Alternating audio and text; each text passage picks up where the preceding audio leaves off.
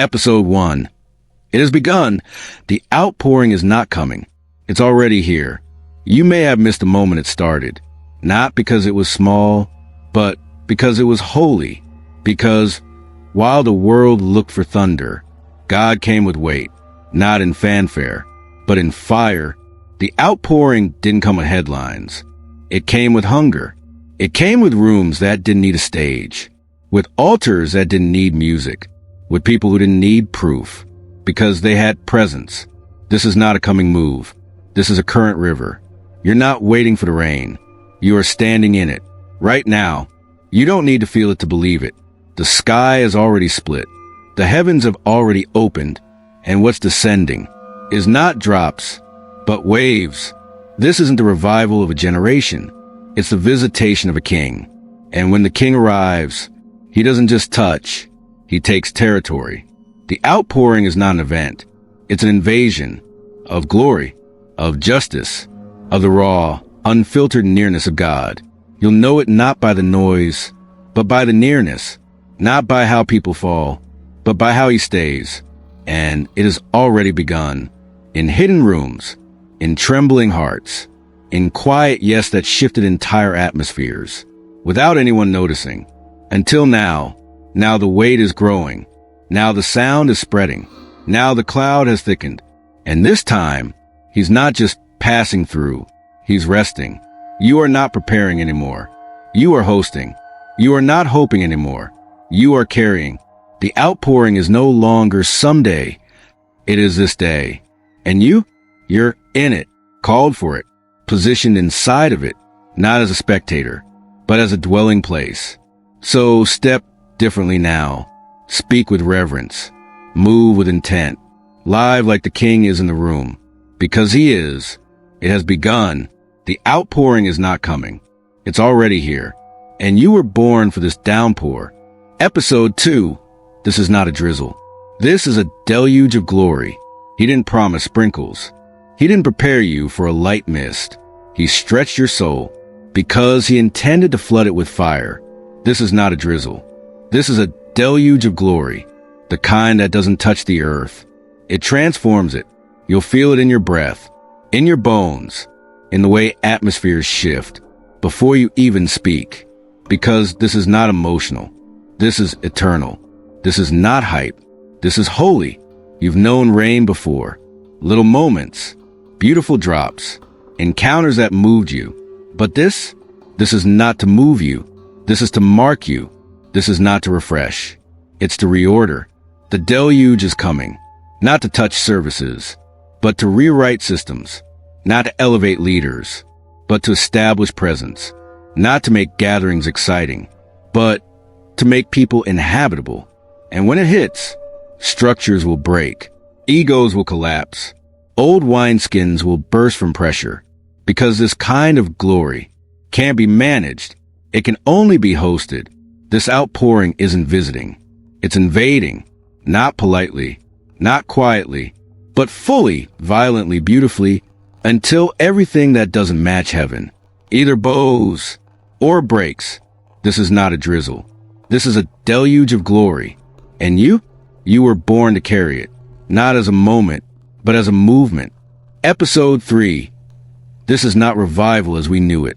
This is God dwelling with his people again, asterisk, asterisk, with reverent awe, as if every word is a step on holy ground. Mvho anu emotinaba ntn try. Dekang din.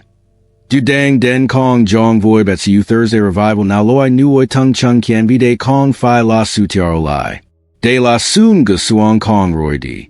You've seen the tent meetings, the fire tunnels, the hands raised high and the tears streaming fast. And they were real. They were holy, but they were still just glimpses, because revival, as we knew it, was still a visit. What's coming now is a habitation. It's not the guest appearance of glory. It's the permanent dwelling of a king, who's no longer waiting to be invited in. He's returning to stay. This is not revival as we knew it. This is a beginning of God dwelling with his people again, not in temples made with hands, not in structures we designed for traffic flow, but in yielded lives, in altars that breathe, in rooms where names disappear, but his weight grows heavier by the hour. You won't have to hype this. You won't have to brand this. You won't need to call it a move, because it won't move on. It will rest, and everything that cannot host it will tremble and fall away. You've been trained for this moment, the long way, the quiet way, the wilderness way, and now you are ready to carry not just moments, but manifestation, not just touches, but tabernacle. This is not about fire that flashes and fades. This is about glory that governs, a glory that doesn't fit into services, a glory that interrupts agendas, a glory that sits down like a king and dares you to keep anything he didn't author. And when he comes, there will be no doubt, not because of noise, but because of stillness, not because of lightning, but because of weight, not because we shook the room, but because he did. People will ask, "What is this?" And you'll say, "It's what we were always meant to carry." It's not new. It's ancient. It's not trendy. It's eternal. This is not revival. This is residence. And the king has come home. This time it won't end, because it never began in us. It broke out from him. This is not revival as we knew it. This is God dwelling with his people again. And nothing will ever be the same. Episode 4. The oil was never meant to stay in the jar. It was meant to be poured out. You didn't carry it this far to keep it sealed. You weren't anointed to be admired. You were anointed to be released. All this time, the crushing, the silence, the sacred weight wasn't for a museum. It was for a moment like this, a moment where heaven says, break the jar. Don't hold back. The world doesn't need a polished container. It needs what's inside it. This oil you carry, it costs too much to keep it to yourself. It wasn't meant to comfort you. It was meant to heal nations.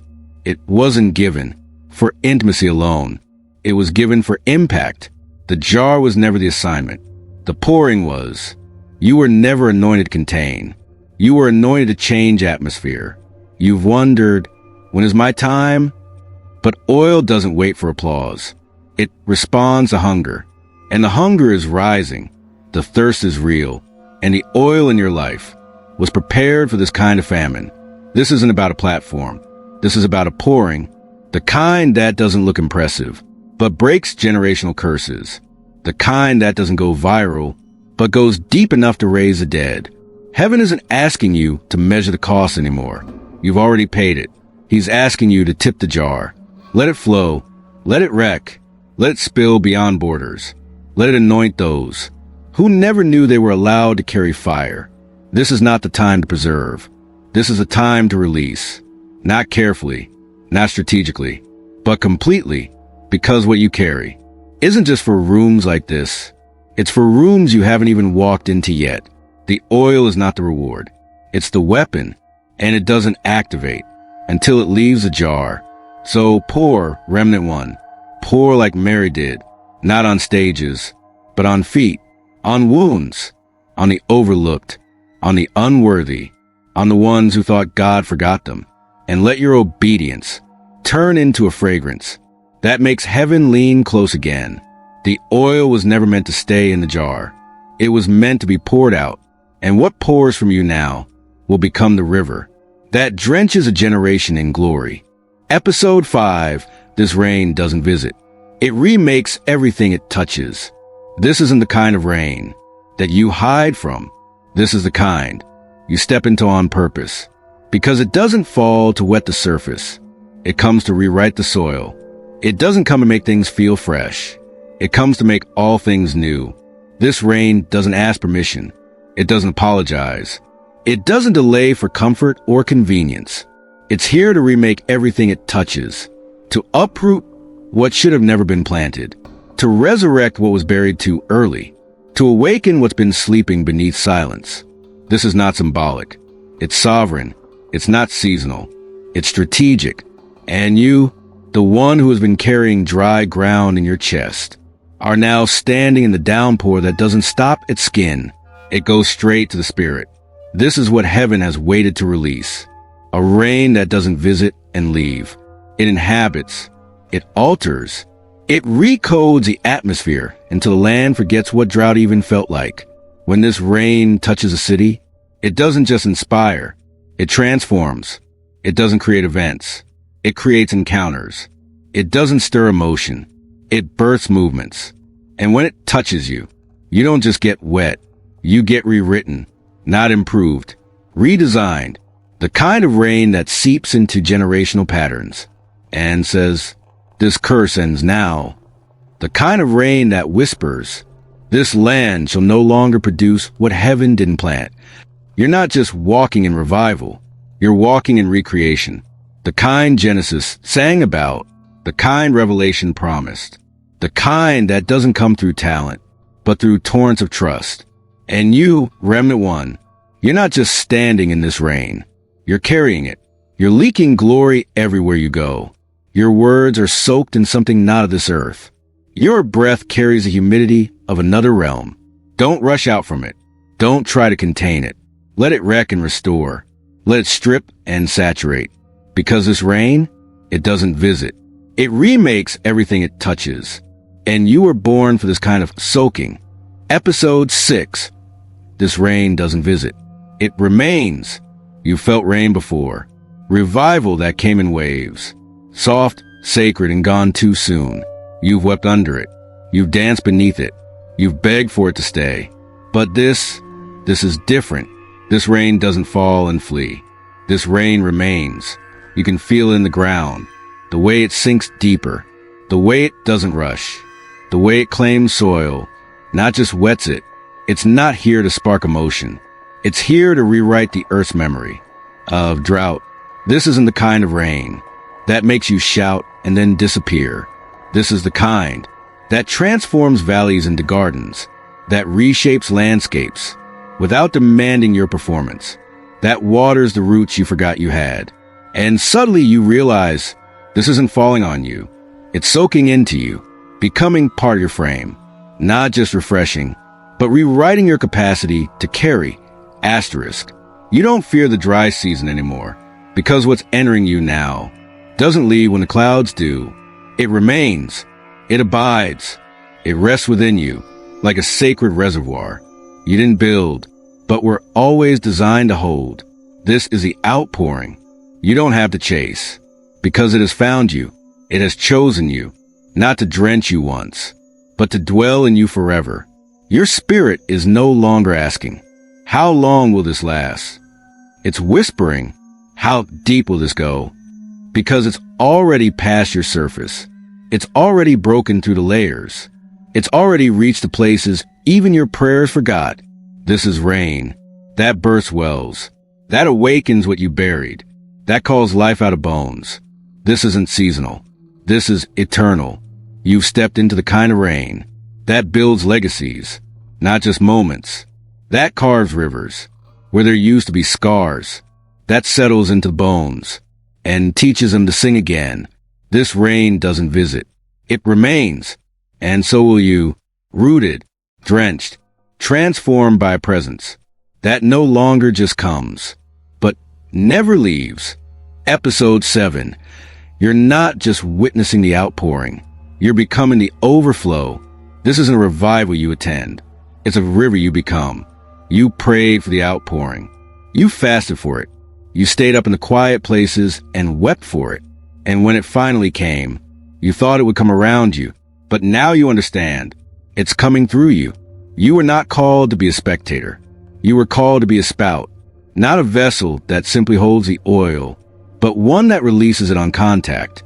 This is the moment when heaven shifts posture, no longer pouring down, but pouring out of the ones who made themselves ready, out of the ones who stayed hidden, who let themselves break, who let the silence shape their spirit, until they no longer leaked glory.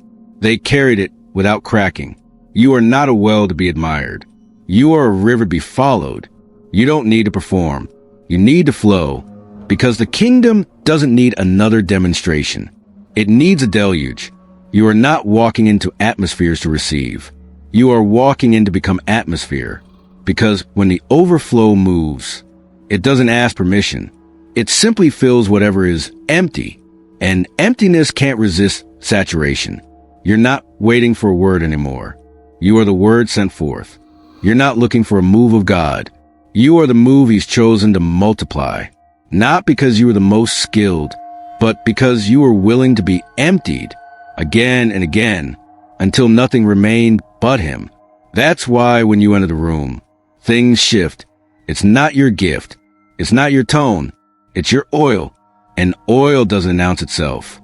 It simply marks everything it touches. You were not anointed to impress. You were anointed to overflow, to be the answer to dry places, to flood the cracks in crack systems, to drench the weary in presence so pure. They remember who they are again. You're not just witnessing the outpouring. You're becoming the overflow, because the kingdom doesn't come through force. It comes through the ones who are willing to spill. Episode 8. You're not just a vessel. You become a portal of outpouring. You thought it would come through the skies, through clouds torn open, through trumpets and thunder, through signs so undeniable they'd silence every doubt. But it came through you, through trembling hands, through prayers whispered when no one listened, through the crushing no one celebrated, through the wilderness no one documented. And now, you're not just a vessel. You become a portal, a point of contact between realms, a dwelling where glory has found a home. You used to ask, God, will you come? Now He asks, will you remain open long enough for me to flow through you without limit? Because outpouring isn't just about what falls. It's about what flows. And flow doesn't fall on containers. It moves through conduits. Vessels hold, but portals release. And you stopped asking to be filled. You started asking to become a river. You no longer just carry revival. You bleed it, not because of perfection, but because of proximity. Because you live so close to the throne that heaven doesn't have to knock anymore. It walks right in. And what walks in, walks through, to families, to regions, to nations, through the vessel that became a doorway. You were crushed, not to be discarded. You were broken, not to be forgotten. You were emptied, so you could become open, wide enough for glory, pure enough for weight, steady enough to hold the downpour without capping it. And now the rain doesn't stop with you. It starts with you. You are no longer a place where it visits. You are a place where it erupts, where healing flows without being conjured, where prophecy speaks without strain, where the oil drips from your presence, without you even knowing it's happening. Because you're gone now, lost in the current, given to the river, one with the move. You're not the end goal. You're the gateway. You're not asking for more. You're releasing it. Every time you say yes, every time you stay low, every time you protect the secret place, He pours. Not because you beg, but because you become the opening. You're not just a vessel. You become a portal of outpouring. And this is a generation where heaven doesn't just fall, it flows. And you have become the place where it begins.